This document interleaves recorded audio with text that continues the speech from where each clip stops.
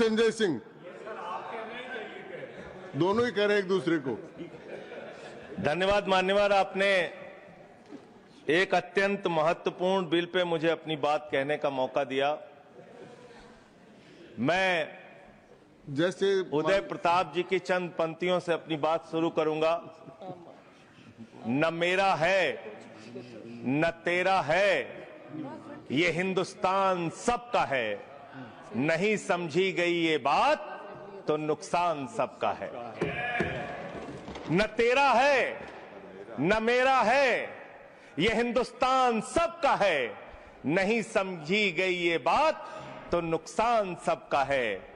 जो आकर मिल गई इसमें वो दिखलाई नहीं देती, जो नदियां मिल गई इसमें वो दिखलाई नहीं देती, महासागर बनाने में मगर एहसान सबका है।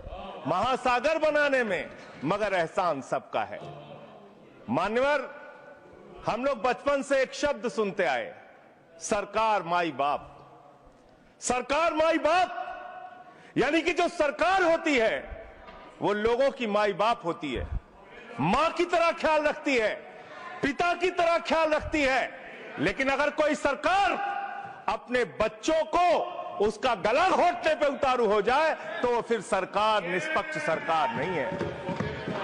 नहीं है मान्यवर, वो सौतेली मां है, वो सौतेली मां है, उसका व्यवहार सौतेला है। और आज आप जो काम कर रहे हैं इस बिल के माध्यम से, आप बाबा साहब डॉक्टर भीमराव अंबेडकर जी के द्वारा लिखे गए संविधान की हत्या कर रहे हैं। और ये बात मैं इसलिए कह रहा हूं कि बाबा साहब डॉक्टर भीमराव अंबेडकर जी ने संविधान की धारा 26 में लिखा, धार्मिक मामलों के प्रबंधन की स्वतंत्रता, धार्मिक एवं धर्मार्थ उद्देश्यों के लिए संस्थाओं की स्थापना एवं रखरखाव करना, धर्म के मामलों में अपने स्वयं के मामलों का प्रबंधन करना, चल एवं अचल संपत्ति का स्वामित्व एवं अधिग्रहण करना तथा ऐसी संपत्ति का कानून के अनुसार प्रशासन करना। यह अधिकार आपने नहीं दिया, यह अधिकार किसी भारतीय जनता पार्टी के लोगों ने नहीं दिया। यह अधिकार बाबा साहब डॉक्टर भीमराव अंबेडकर जी के द्वारा लिखे गए भारत के संविधान ने दिया। मानकर और आप उस संवैधानिक अधिकार को छीन रहे हैं एक गैर संवैधानिक बिल लाके। क्या क्या लिखा इस कानून के अंदर आपने, किस तरीके से आपने इस संविधान की हत्या करने का काम किया। आप बड़ी बड़ी बातें कर रहे हैं। ये सरकार कह रही है कि ये कानून हम मुसलमानों के भले के लिए आ रहे हैं। जब मैं आपसे सुनता हूं तो मुझे लगता है कपिल शर्मा कॉमेडी सर्कस में बोल रहा है। आप मुसलमानों का भला कर रहे हैं, आप मुसलमानों का भला कर रहे हैं। दोनों सदन में एक भी सदस्य, दोनों सदन में सिर्फ एक सदस्य गुलाम अली को छोड़ के एक भी सदस्य आपका मुसलमान नहीं है। आप मुसलमानों का भला कर रहे हैं, आप मुसलमानों का भला कर रहे हैं। पूरी सरकार में एक मंत्री आपका मुसलमान नहीं है, आप मुसलमानों का भला कर रहे हैं। दो नेता अपने घरों में आपने बैठा दिया, मुख्तार अब्बास नकवी, शाहनवाज हुसैन, दोनों की राजनीति आपने खत्म कर दी। आप मुसलमानों का भला कर रहे हैं, आप मुसलमानों का भला कर रहे हैं, आप मुसलमानों का भला कर रहे हैं। अरे सुनना सीखो पहले। मान्यवर, मैं इनके इस कानून में क्या क्या लिखा हुआ है, क्या क्या कहा है इन्होंने। बैठ जाए कृपया, गुलाम अली जी बैठ जाए। धार्मिक संपत्तियों को ये बिल कब्जा करने की नापाक कोशिश है। इतनी और धार्मिक संपत्तियों को सदन में इतनी कब्जा करने के लिए सदन में इतनी शांति है कि आराम से आप बोलोगे तो आराम से बोल रहा हूं सर। हाँ। आप बैठे हैं तो आपको देख के वैसे ही आराम आ जाता है। आपको देख के मैं वैसे ही आराम में रहता हूं सर। आप जब है आपका संरक्षण है तो आराम से ही बोल रहा हूं। बोलिए। मान्यवर, धार्मिक संपत्तियों को कब्जा करने की एक कोशिश है। इसलिए इस बिल पर न हिंदू को खुश होना चाहिए, न सिख को खुश होना चाहिए, न ईसाई को खुश होना चाहिए, न जैन को खुश होना चाहिए, न बौद्ध को खुश होना चाहिए, क्योंकि नंबर सबका आएगा। और आज वक्फ की संपत्तियां कब्जा करके आप अपने दोस्तों को देंगे, कल गुरुद्वारे की संपत्तियां कब्जा करके आप अपने दोस्तों को देंगे, फिर चर्चों की संपत्तियां कब्जा करके आप अपने दोस्तों को देंगे, फिर बौद्धों की संपत्तियां कब्जा करके आप अपने दोस्तों को देंगे, फिर जैनों की संपत्तियां कब्जा करके आप अपने दोस्तों को देंगे, फिर मंदिरों की जमीनें कब्जा करके आप अपने दोस्तों को देंगे।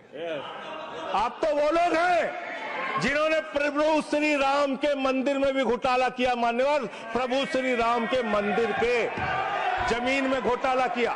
मैं कागज दूंगा सर, मैं कागज दूंगा। कर दिया मैंने। ये लोग राम मंदिर में घोटाला करने वाले लोग हैं, राम मंदिर की जमीन का चंदा खाने वाले लोग हैं सर। ये लोग 2 करोड़ की जमीन 5 मिनट में 18 करोड़ में बेची सर इन लोगों ने। 16.5 करोड़ का घोटाला किया, 18.5 करोड़ में जमीन बेची। ये राम मंदिर में घोटाला करने वाले लोग हैं सर। मान्यवर, अरे प्रभु श्री राम के नाम का पैसा खाते हो तुम लोग। अरे बैठ जाओ, राम मंदिर का पैसा खाते हो। अरे राम मंदिर में घोटाला करते हो, बैठो। अरे राम मंदिर का चंदा खाते हो। अरे चंदा चोरो बैठो, चंदा चोरो बैठो, चंदा चोरो बैठो, बैठो चंदा चोरो, चंदा चोरो बैठ जाओ। चंदा चोरो तुम लोग चंदा चोरो, चंदा चोरो तुम लोग, चंदा चोरो, चंदा चोरो, चंदा चोरो बैठो। 1 मिनट को प्लीज। चंदा चोरो बैठो। सभापति महोदय, Shri Gajendra Singh ji. Sir, I am not yielding sir, I am not yielding. सदस्य ने चंदा चोरी किया इन्होंने सर। राम का पैसा खाया, करने वाले राम का पैसा खाया सर इन्होंने। राम मंदिर का विषय, राम मंदिर में चंदा चोरी किया इन्होंने। चंदा चोर है सर ये लोग। इन्होंने प्रभु श्री राम का चंदा खाया। कृपया बैठ जाए। चंदा चोरी किया सर। कृपया बैठ जाए। राम मंदिर के संबंध में सर राम मंदिर के संबंध में कहे गए सभी शब्दों को मैं कार्रवाई से निकाल रहा हूं, कार्रवाई से निकाल दिए। 2 करोड़ की जमीन 18.5 करोड़ में खरीदी इन लोगों ने। 2 करोड़ की जमीन अयोध्या में 18.5 करोड़ में खरीदी। मान्यवर, आपने कहा कि इससे आप पिछड़े मुसलमानों का भला करने जा रहे हैं। सुनने में बहुत अच्छा लगता है कि आप पिछड़े मुसलमानों का भला करने जा रहे हैं। आपने इसमें कहा कि आप महिलाओं का भला करने जा रहे हैं। सुनने में बहुत अच्छा लगता है कि आप महिलाओं का भला करने जा रहे हैं, लेकिन ये सरकार, और यहां पे इस समय मंत्री जी नहीं है, मैं उनसे पूछना चाहता हूं, आप देश को और सदन को गलत जानकारी क्यों दे रहे हैं? मान्यवर, 2013 के वक्फ बिल में जो भारतीय जनता पार्टी की सहमति और सहयोग से पास हुआ, उसमें भी महिलाओं के लिए आरक्षण था। मना कर दीजिए कि नहीं था? मना करिए कि हम गलत बोल रहे हैं। मान्यवर, मंत्री जी ने कहा 1 करोड़ सुझाव आया। मैं आपसे पूछना चाहता हूं, कितने करोड़ ईमेल आए, कितने करोड़ पत्र आए, कितने करोड़ सुझाव आए? पूरे देश को जानकारी दीजिए, और मैं आपको दावे के साथ कह सकता हूं, जब पूरा सच सामने आएगा तो देश को पता चलेगा कितने लोग इस बिल के विरोध में थे, कितने लोग इस बिल के समर्थन में थे। मैं जेपीसी का सदस्य था मानवर, मैं कह रहा हूं आपसे लाइए। और आप पिछड़े मुसलमानों का भला करना चाहते हैं, मैं आपसे हाथ जोड़कर निवेदन करता हूं, विनती करता हूं, और हमारे जो मित्र उधर भी हैं, अगर आप मेरी बात से सहमत हैं तो समर्थन करना। समाज में छुआछूत को, बीमारी को मिटाने के लिए चलिए उठाते हैं कदम, और अगले सत्र में एक बिल लेके आइए। जितने भी हिंदुओं की कमेटियां हैं, ट्रस्ट है, बोर्ड है, उन सारे ट्रस्ट और कमेटियों में 80% आरक्षण दलित, आदिवासी और पिछड़े हिंदुओं को दीजिए। मैं समर्थन करूंगा आपका, माला पहनाऊंगा आपको। आप पिछड़ों का भला करने की बात करते हैं, आप दलितों का भला करने की बात करते हैं। आपकी मातृ संस्था आरएसएस 100 साल तक आपने एक भी दलित, पिछड़ा और आदिवासी, एक भी महिला को आज तक आरएसएस का प्रमुख नहीं बनाया।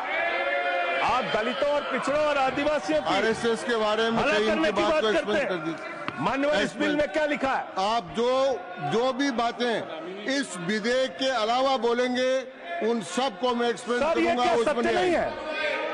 क्या ये सच नहीं है? सर, मेरा टाइम रोका जाए। और बिल के बारे में बात करते हैं मान्यवर। मंत्री जी ने कहा आज आप इस बिल को पास कर रहे हैं, आज आपका सीना चौड़ा हो रहा है, आपको लग रहा है एक धर्म के अधिकार को आप छीन रहे हैं। नहीं, कल को आप सभी धर्मों की धार्मिक संपत्तियां छीन के आप अपने दोस्तों का देने का काम करेंगे। मैं फिर इसको दोहरा रहा हूं और फिर इसको कह रहा हूं कि आप ये करेंगे, धार्मिक संपत्तियों के कब्जा करने का काम करेंगे। और किसी गलतफहमी में मत रहिए। आपको लोकसभा के चुनाव में मात्र 36% वोट मिला है।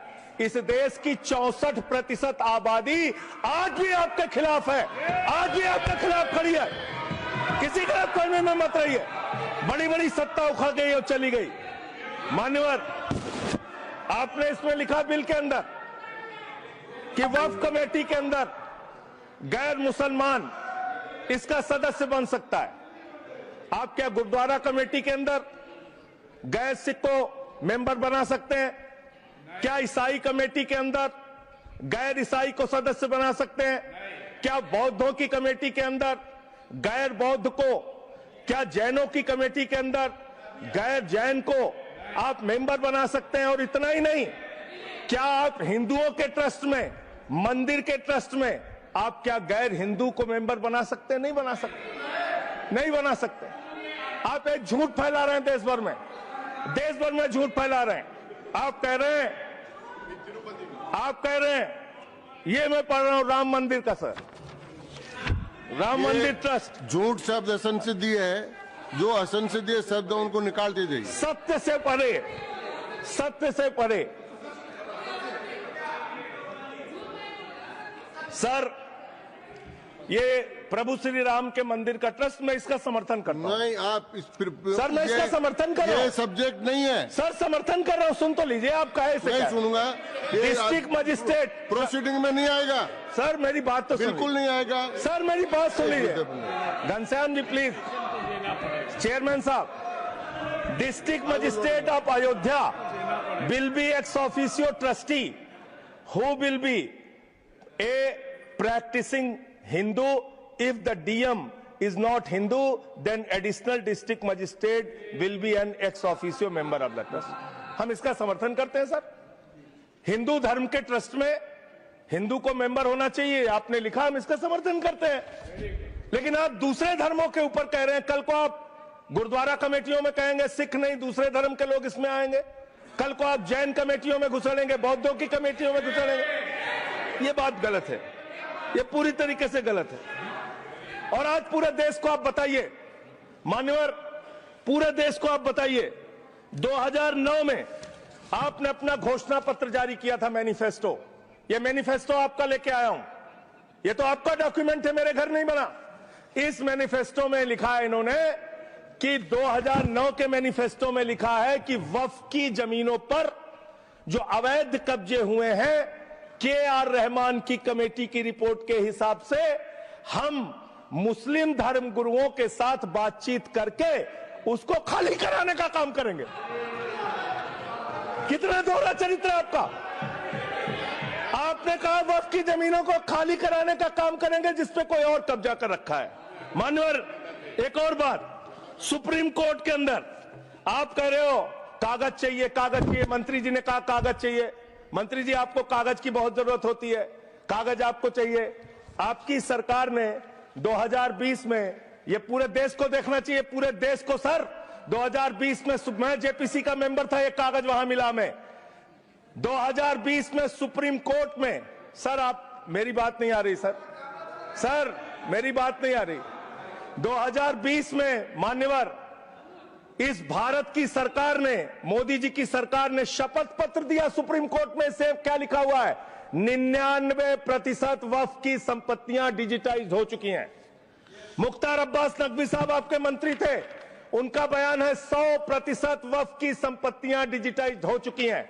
तो जब आप सारी संपत्तियां डिजिटाइज कर चुके हैं, सब कुछ ऑनलाइन कर चुके हैं वामसी पोर्टल में, सारे कागजात जांच चुके हैं, तो क्या आप फसाद कराने के लिए फिर से कागज मांग रहे हैं? फसाद कराने के लिए आप फसाद कराने के लिए कागज मांग रहे हैं। आप फसाद कराने वाले हिंदू हैं, हम सौहार्द फैलाने वाले हिंदू हैं। यह बुनियादी फर्क है, यह बुनियादी फर्क है। आप में, आप देश भर में फसाद, नफरत, लड़ाई झगड़ा कराने का काम करते हैं। मान्यवर, मैं अंत में आप लोगों से सिर्फ एक ही बात कहना चाहता हूं कि आज सच्चर कमेटी की रिपोर्ट की बात कही गई और कहा गया 12,000 करोड़ की आमदनी हो सकती थी। एक सुझाव मैं पूरे सदन की तरफ से इस सरकार को देना चाहता हूं। 12,000 करोड़ की आमदनी की चिंता है वक्फ की, करोड़ों मुसलमानों की चिंता है आपको। एक अपने दोस्त को पकड़ के लाइए, नीरव मोदी को 20,000 करोड़ वसूलिए, 12,000 करोड़ वक्फ को दीजिए, 8,000 करोड़ अपने पास रखिए। 8,000 करोड़ का आपको मुनाफा होगा, 12,000 करोड़ वक्फ को दे दीजिए, करोड़ों मुसलमानों का भला हो जाएगा। मान्यवर, अंतिम बात कह के आपने कहा सच्चर कमेटी की रिपोर्ट से 12,000 करोड़ की आमदनी की बात कही गई है। अर्ध सत्य मत बोलिए, पूरा सत्य बोला कीजिए।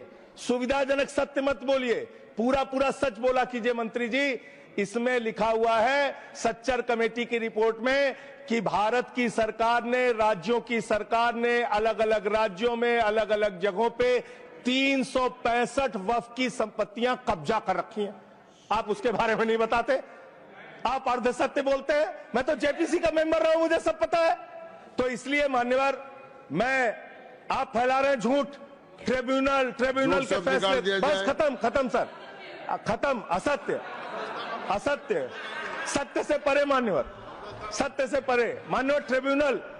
ट्रिब्यूनल के लिए आप कह रहे हैं उसको अपील नहीं की जा सकती। हाई कोर्ट का फैसला ट्रिब्यूनल के फैसले के खिलाफ आया है, सुप्रीम कोर्ट का फैसला ट्रिब्यूनल के फैसले के खिलाफ आया है। आपने कहा 5 साल का प्रैक्टिसिंग मुस्लिम होना चाहिए। कैसे प्रैक्टिसिंग मुस्लिम तय करेंगे सर? आप क्या मुसलमानों के घर में सीसीटीवी का कैमरा लगाएंगे? कौन नमाज पढ़ रहा है, कौन नमाज नहीं पढ़ रहा है, कौन मुसलमान है, कौन मुसलमान नहीं है? आपने मान्यवर ऐसे प्रावधान इसमें रखे हैं जो बड़े अजीब हैं, जो अपने आप में ये बताते हैं कि आपकी मंशा सिर्फ देश में झगड़ा कराने की है, नफरत फैलाने की है, फसाद कराने की है। आपकी मंशा कहीं भी मुसलमानों का या किसी वर्ग का भला करने की नहीं है। बस एक अंतिम बात कह के अपनी बात समाप्त करूंगा। ये काम आपने देश के अंदर बहुत अच्छा शुरू कर दिया। आप एक काम करते हैं, देखो मुसलमानों को ठीक कर रहा हूं, दूसरी तरफ महंगाई बढ़ रही है, नुकसान हिंदुओं का। 94 लाख करोड़ रुपए शेयर बाजार में डूब रहा है, नुकसान हिंदुओं का। 11 लाख बच्चे स्कूलों से बाहर निकल गए, नुकसान हिंदुओं का। तो मुसलमानों को ठीक करने के नाम पर आप नुकसान देश के करोड़ों हिंदुओं का भी कर रहे हैं। इसलिए ये सब बातें करके देश में आप नफरत फैला के ये सब झगड़े फसाद के काम मत कीजिए। और अंत में आपसे एक ही बात कहना चाहता हूं, अभी भी वो मौका है इस बिल को जो गैर संवैधानिक है, जो बाबा साहब के संविधान के खिलाफ है, इसको वापस लीजिए। धन्यवाद।